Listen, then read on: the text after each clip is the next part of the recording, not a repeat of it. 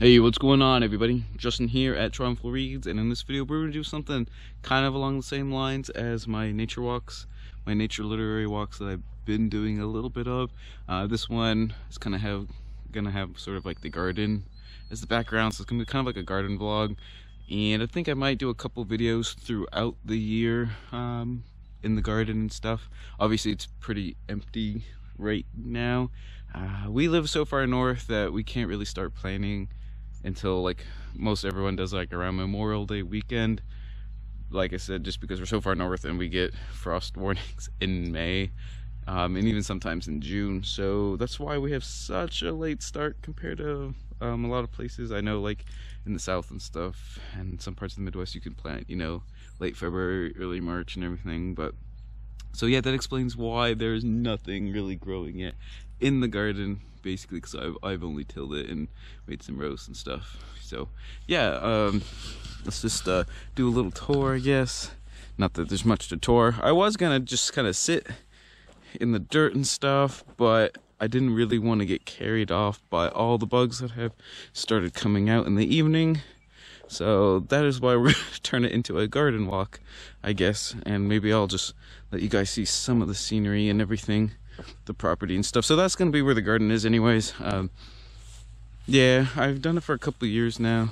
It's always fun. I think it might be kind of cool just to do some different gardening stuff as we go on throughout the course of the year and just see things growing and everything. So I guess we're just going to take a little walk and you can actually see nature and stuff and not have to worry about like watching my face all the time. But anyways, the theme of this video is going to be talking about, since I wanted to do kind of a gardenish vlog, the 3 latest life science books on the life sciences, I guess, that I've recently read, and all of them definitely have some things to do with plants. One is actually just on plants, another kind of deals with kind of just nature in general, and then another one deals with bees, which are obviously pollinators of plants and everything. So anyways, let's just get started. So the first book might as well talk about is Beekeeper's Lament. And I had to write down on a sticky note, like, that's just the subtitles of all the books. Sometimes nonfiction just has crazy subtitles, and I've noticed I forget a lot of times with some of my videos the subtitles if I don't have it written down. So that is why I have a sticky. But anyways, let's just get started with Beekeeper's Lament. How one man and 500 million honeybees help feed America, by Hannah Nordhaus. And you're gonna get probably some extra sound effects here with all the crunching, like tall grass and everything.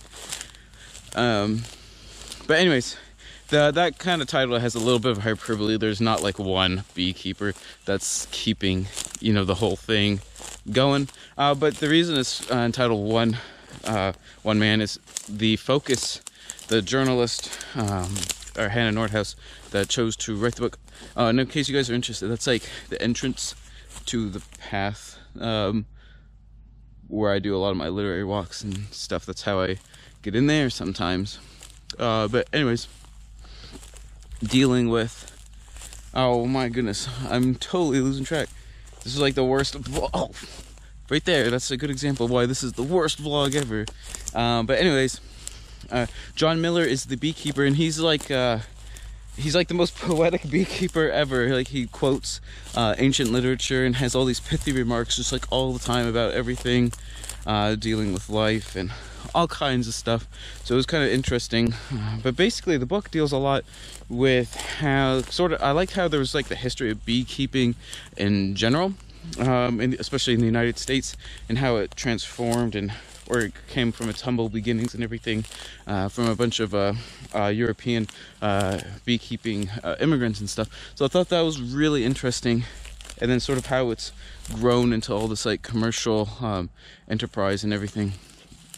But as the book goes on, you deal more and more with how sort of beekeeping has sort of strayed a little bit from kind of where it started, and how, for example, a lot of the money that beekeepers make now is basically from the profits of renting out their bees as pollinators for big orchards and other like tree companies and things like that. So I thought that was like really weird, I guess, in a way, rather than sort of just like selling honey and stuff, which I guess is what I just figured most apiarists made their money from.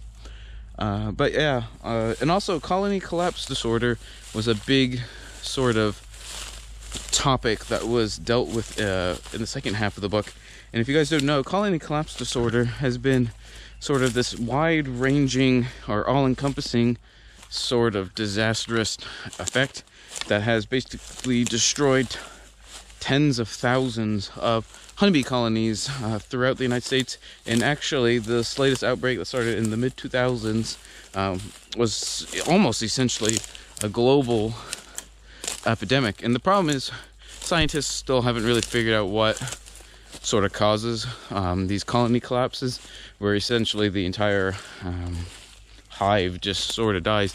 And it's kind of interesting to learn that the feral bee population in the United States is pretty much extinct, actually. There's really not many just wild honeybee colonies just like hanging out there in the wild anymore. Most of the time it's just sort of escaped, what do you call it, just escaped domestic bees. I guess they're not really domestic, but just escapees from honeybee farmers and stuff.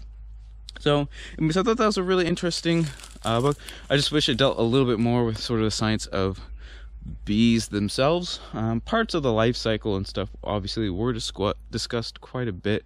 I just kind of thought a little bit more on the actual entomology of the bees and stuff would be kind of cool for a book, you know, just on bees in the United States.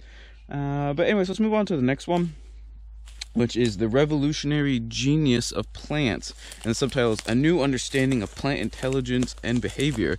And this is by an Italian scientist named Stefano Mancuso. And this was a really short read, but it was very, very like interesting. This is like the cutting edge of like plant science, I guess, if that makes any sense. For example, some of the things that he discussed quite a bit in the book was, for example, plants. Oh look, a golf ball. Woohoo. So as you can see, obviously I've teed off into the woods before. My father-in-law has too. So yeah, if you see any golf balls in the video that I don't pick up, just let me know. But anyways, what was I talking about? Oh yeah, the cutting edge of plants and all that jazz.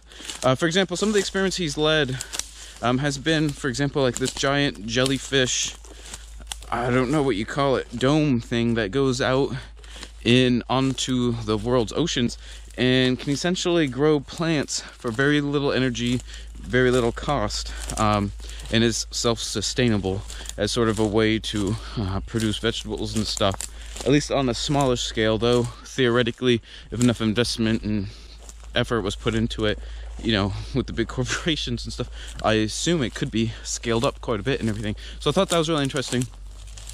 But also dealing with where some architecture in the human world has been derived from plant architecture, if that makes sense, for structural strength and aesthetics and everything. But also some parts I thought were really interesting, just for example, is sort of the plantoids, which is like kind of androids and plants. Instead of taking the standard concept of sort of a robot with like a central CPU sort of schematic that's kind of always been done, kind of based on like a human model, if that makes sense, with the, you know, the computer processor kind of acting like a human brain. Instead, doing sort of more of like a hive mind, which the latest research has sort of shown how that plants, or where plant intelligence, I guess, comes from, even if they don't think per se. But basically, like all the neurons and stuff in a root system sort of act sort of as a collective to come up with different solutions to allow a plant to adapt to different stimuli and stuff. So I thought that was really cool, dealing with how some robots now are being developed with sort of a plant sort of blueprint in mind, sort of as the foundation, which I think is just really interesting, if that makes sense. Yeah, so yeah, I do apologize if you guys have seen this scenery before. Actually, I don't think I filmed like right here, like kind of right in the entryway of my path or whatever. I say path, it's pretty rough if you guys obviously are watching, but anyways, let's just keep going. And let's see, the last life science book is Wild at Heart, America's Turbulent Relationship with Nature, From Exploitation to Redemption by Alice Atwater. I think in one of my videos I talked about how I had not reached the redemption part, but now finishing the book, the last like 2 or 3 chapters did deal quite a bit with like sort of how we're starting to recover and make up for a lot of our past mistakes, if that makes sense. Obviously, we still have a long way to go, based on the destruction of, generations and generations, of exploitation by pretty much every country in the world. But it is interesting to see how, especially in the West, we are starting to try and at least make up for some of the damage that we've caused in the wild.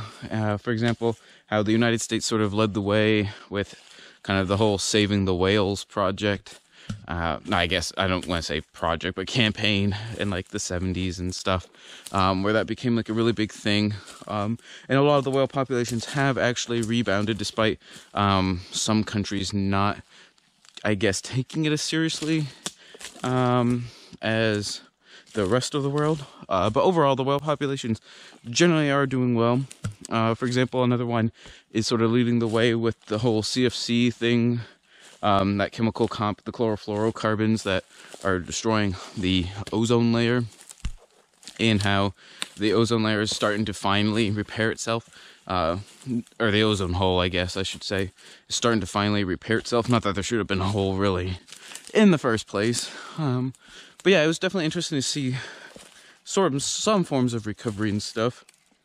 But anyways, some of the latest ones, for example, especially in the United States, has been the sort of removal of dams that create like reservoirs and artificial lakes and everything, whether that's for drinking water or electrical power and stuff, and how a lot of them were not created during a time when environmentalism was even really a thing, wasn't part of like the public consciousness. But now that it is, a lot of these sort of grassroots efforts are preventing them from getting their renewal, whether that's just from like, companies not dealing with the cost of upgrading it to when their license expires to meet some of their, the environmental regulations that are in place now that weren't there back then. And obviously just like sort of public support for a lot of these just river systems, that when the dams are taken down, for example, just like different populations of fish and stuff that can't go back up the river where the dams are and the hydroelectric power plants are. Obviously, they can't swim up through there and everything.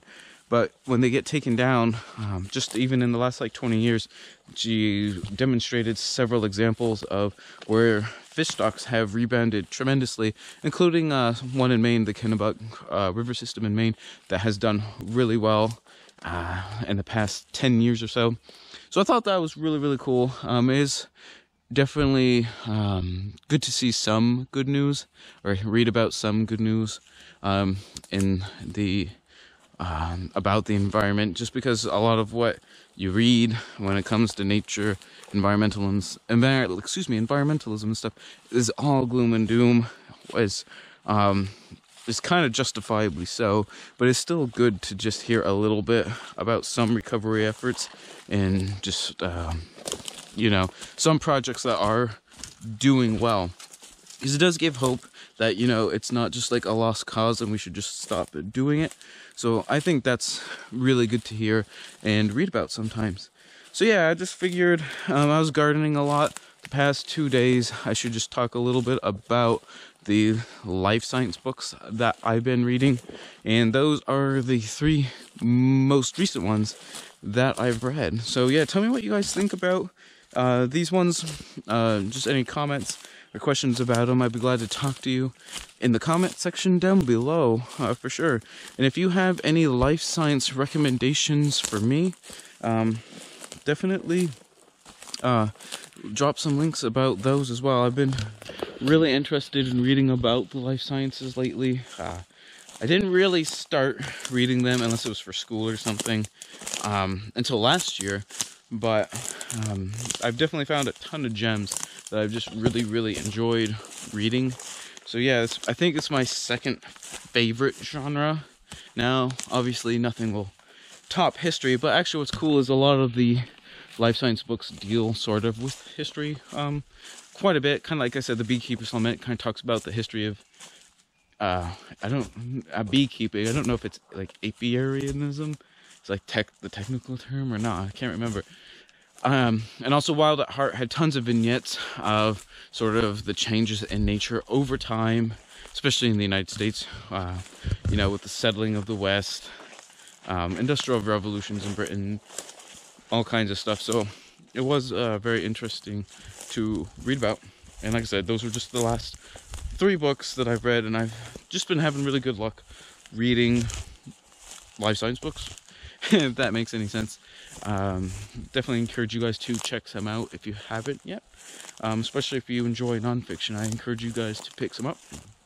But yeah, thank you guys for watching. I know this actually didn't turn really much into a garden vlog. Actually, it was me just walking around the woods again, which is what seems to be happening. But hope you guys enjoy it. And oh, what was I gonna say? I can't remember. Well, if I remember, I'll put it in the next video, I guess. But yeah, thank you guys for watching. Don't forget to comment, like, subscribe, all that good stuff. And always remember, whatever genre of books you're reading, always remember, read victoriously.